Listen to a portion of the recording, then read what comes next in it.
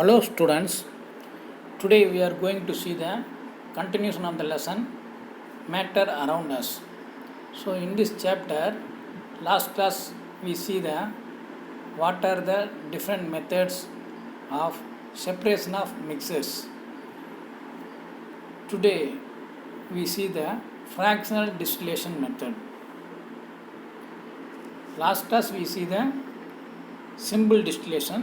Today we see the fractional distillation. To separate two or more miscible liquids which do not differ in much their boiling points. Last கிளாஸில் பார்த்தோம் simple distillation. அதில் பார்த்தோம்னா two immiscible லிக்விட்ஸை எப்படி separate பண்ணுறதுன்னு பார்த்தோம். இம்மிசிபிள்னால் ஒன்றோடு ஒன்று கலவாத. இன்றைக்கி பார்க்குறது டூ ஆர் மோர் மிசிபிள் லிக்விட்ஸ், ஒன்றோடு ஒன்று நன்றாக கலக்கக்கூடிய அந்த கலவையை எப்படி பிரிக்கிறது அப்படிங்கிறத இந்த ஃப்ராக்ஷனல் டிஸ்டிலேஷன் மெத்தடில் பார்க்குறோம். இதுக்கு the difference in boiling points is less than 25 Kelvin. இதுக்கு அதில் கலந்துருக்கக்கூடிய அந்த காம்போனன்ட்ஸ் 25 கெல்வினுக்கு உள்ள அதனுடைய வெப்பநிலை வேறுபாடு இருந்தாலும் இதில் பிரிக்கலாம். சிம்பிள் டிஸ்டிலேஷன் மெத்தடில் 25 கெல்வினுக்கு மேலே இருக்கணும். இதுக்கு 25 கெல்வின் கீழே இருந்தால் இந்த மெத்தட் சூட்டபுளாக இருக்கும். Fractional distillation is used in petrochemical industry to obtain different fractions of petroleum. So இந்த மெத்தட் எங்கே வைட்லி யூஸ் ஆகுது அப்படின்னு பார்த்தோம்னா, பூமியிலிருந்து பெட்ரோலை அதாவது க்ரூட் ஆயில் எடுக்கும் பொழுது அது வெவ்வேறு ஸ்டெப்பில் வெவ்வேறு வெப்பநிலையில் வெவ்வேறு கழிவுப் பொருட்களாக நமக்கு கிடைக்குது. அங்கே தான் அதை பயன்படுத்துகிறாங்க. To separate the different gases from air. அது மாதிரி வாயுக்களை பிரித்து எடுக்கணும். வாயுக்களில் ஆக்சிஜன் இருக்குது, ஹைட்ரஜன் இருக்குது, மந்த வாயுக்கள் இருக்குது, இனர்ட் கேஸஸ் இருக்குது. அப்போ அந்த வாயுக்களெல்லாம் நைட்ரஜன் இருக்குது, இந்த மாதிரி நிறையா வாயுக்கள் இருக்குது அட்மாஸ்பியரில். அப்போ அந்த வாயுக்கள் ஏரில் அந்த இருக்கக்கூடிய வாயுக்களை அதனுடைய தனித்தனியாக வெவ்வேறு வெப்பநிலையில் பிரித்து எடுக்கிறோம். ஸோ அங்கேயும் இது பயன்படுகிறது. டு டிஸ்டில் ஆல்கஹாலை பிரித்து எடுக்கும் பொழுதும் இது பயன்படுகிறது. ஸோ அதை பற்றி விளக்கமாக சொல்ல, so it is employed only under the condition of difference in the temperature below 25 kelvin மட்டும் கொடுத்துருக்காங்க. You are given the picture கொடுத்துருக்காங்க. இப்போ இந்த பிக்சரில் பார்த்தோம்னா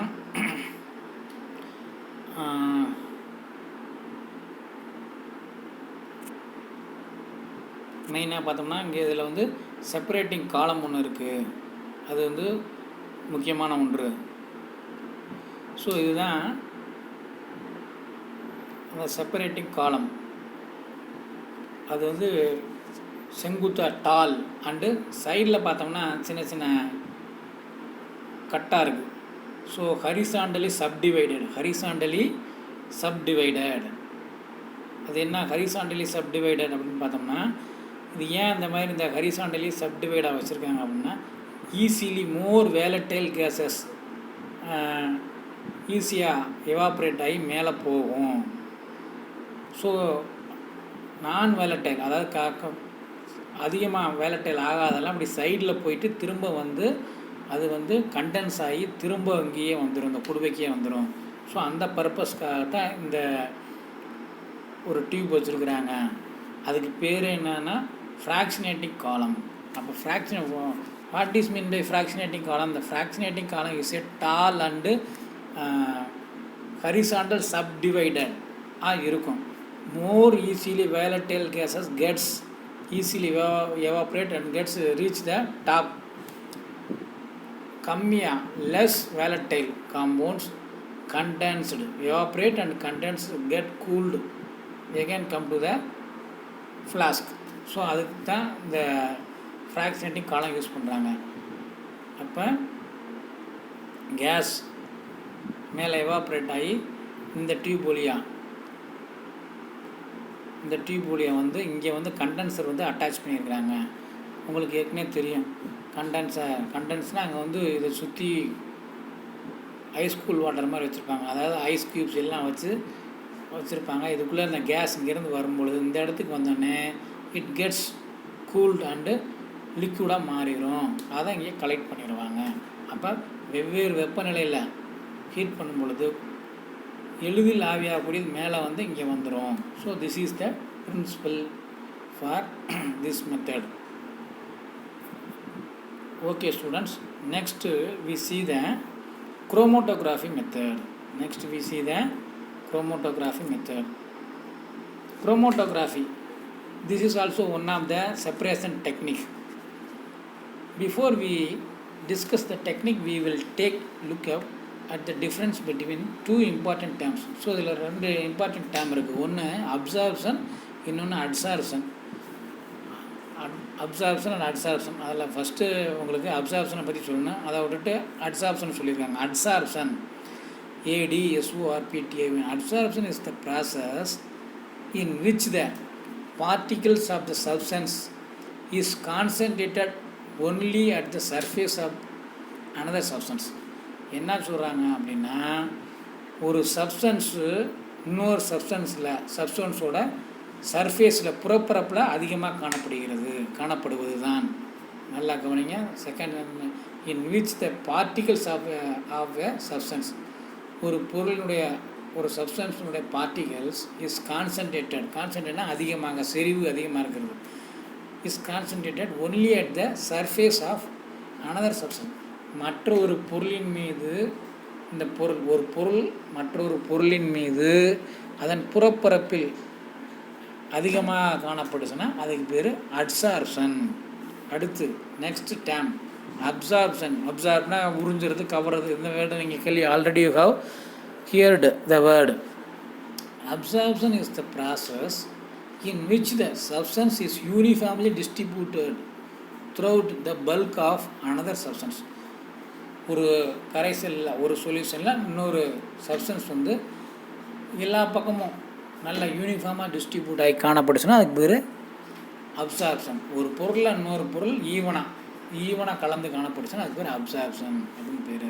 இப்போ அடுத்து எக்ஸாம்பிள் போகும்பொழுது உங்களுக்கு you can easily understand the words R the terms adsorption and absorption. For example, when a chalk stick is dipped in ink, the surface retains the color of the ink due to adsorption of the colored molecules, while the solvent of the ink goes deeper into the stick due to absorption. இப்போ இதில் சொல்கிறாங்க, ஒரு ஸ்பீக்கரில் ink இருக்குது. இங்கு என்ன பண்ணுறோம், ஒரு chalk பீஸை அந்த இங்கில் டிப் பண்ணுறோம். டிப் பண்ண நான் இங்கு அந்த சாக் பீஸோட சர்ஃபேஸில், புறப்பரப்பு சாக் பீஸோட வெளிப்பகுதியில் இங்கு போய் ஒட்டாதா? ஒட்டிக்கும். அப்போ இங்கினுடைய செறிவு சாக் பீஸினோட சர்ஃபேஸில் அதிகமாக காணப்படுகிறது. ஸோ அதுக்கு பேர் அட்சார்ப்ஷன். அடுத்து என்ன சொல்கிறாங்க, அடுத்த அந்த இங்க் வந்து மேலே மட்டும் இருக்காது, அப்படியே உள்ளேயும் விரவி போகும், ஊடுருவி போகும்.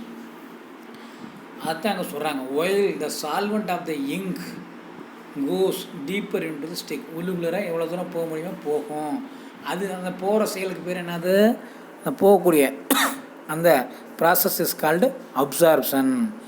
அப்போ இந்த concentration of the ink present in the surface of the chalk, that is adsorption. இந்த சால்வெண்ட் ஆஃப் த இங்க் என்னாவது spread deeper through the chalk stick, that process is called absorption. அப்போ சாக் பீஸை எடுத்து உடச்சி பார்த்தா உள்ளுக்குள்ளே நடுவில் பார்த்தா எப்படி இருக்கும், வெள்ளையாக இருக்கும். அப்போ எது வரைக்கும் போயிருக்குங்கிறது தெரியுது.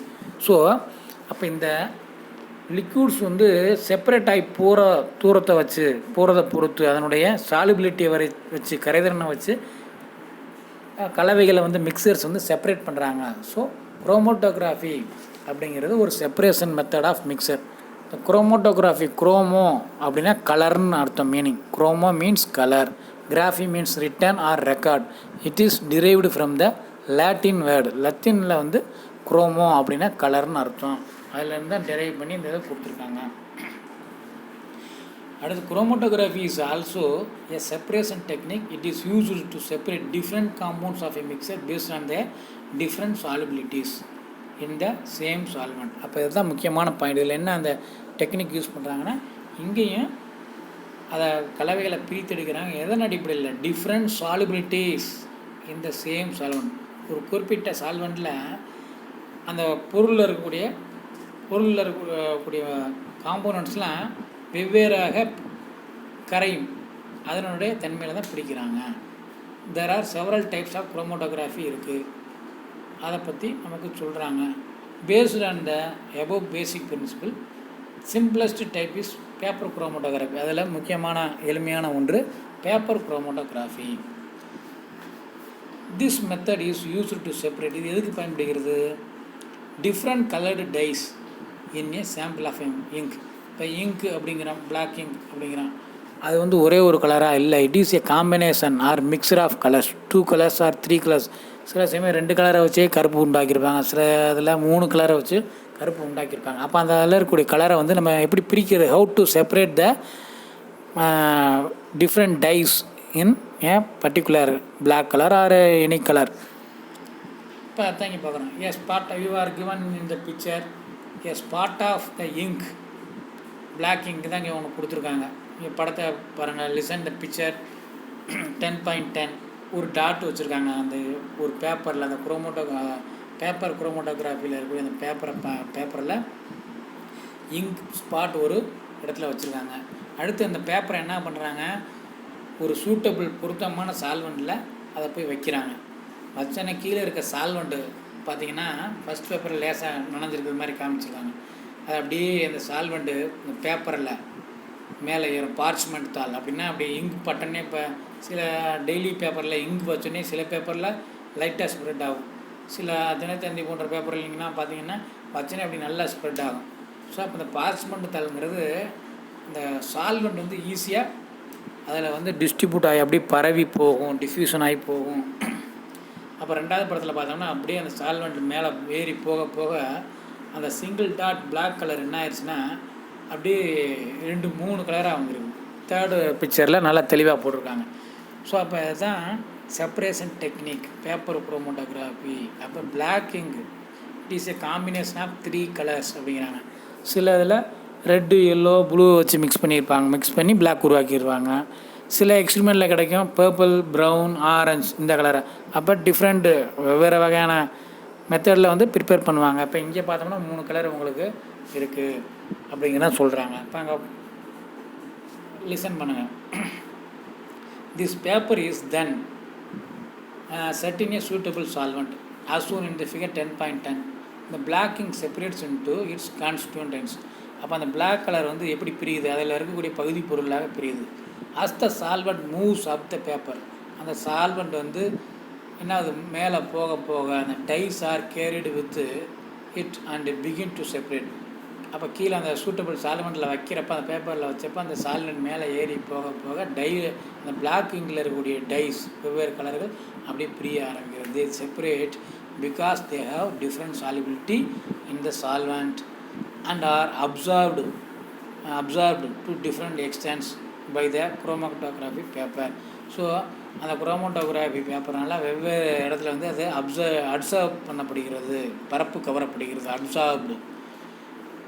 ஸோ இந்த chromatogram shows that the black ink contains 3 dyes அப்படிங்கிறாங்க. Okay students, we will see the continuation of this lesson on my next video. Okay, thank you.